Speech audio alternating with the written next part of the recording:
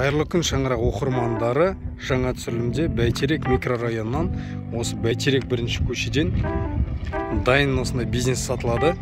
Моншасы, магазины бар. Қазіргі таңда жұмыс істеп тұрған жоқ. Әзірге салынған жылы 2019, қабырғалары ракушка, ал алдыңғы жағы пеноплекспен қапталған.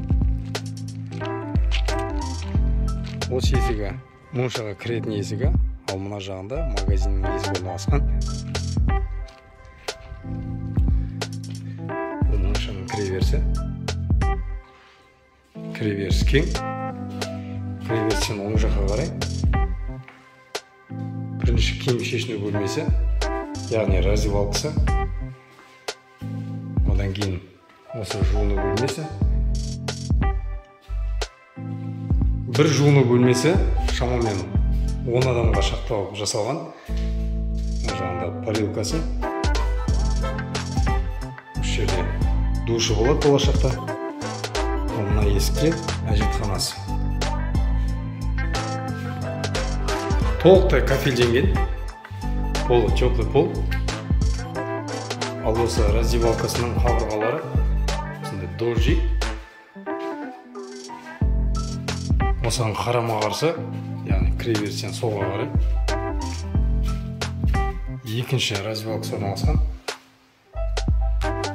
Осы раздевалкаден әжетханасы мына есікте. Бұл жуыну бөлмесі, қабырғалары едені толықтай абайланған. Жағында парилкасы. Дайын бизнес өте жақсы бағада.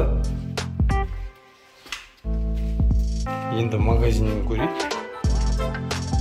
Көшеге осындай тас төселген. Жаңбыр жауған жағдайда ешқандай да балшық болмайды. Бұл магазинге арналып соғылған есігі. Мына жағында тағы да қосымша есік бар. Бұны қазір кейінірек түсіндіре жатармын. Бірінші осы магазинге тоқтала кетеміз.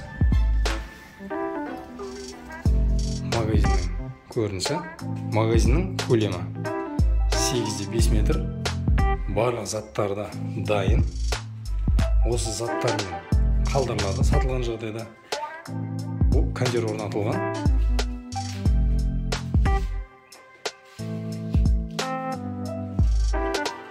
Ал осы магазиннен шығып,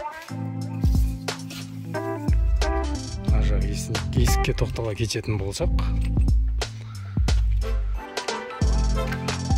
бұл жағын асхана есебінде қолдансаңыз болады. Бұның көлемі 12-5. Кіреберістен оңға қарай әжетханасымен қол жуатын орны орналасқан. Кондер орнатылған. Яғни барлығы да дайын бизнес айтып өткеніміздегідей.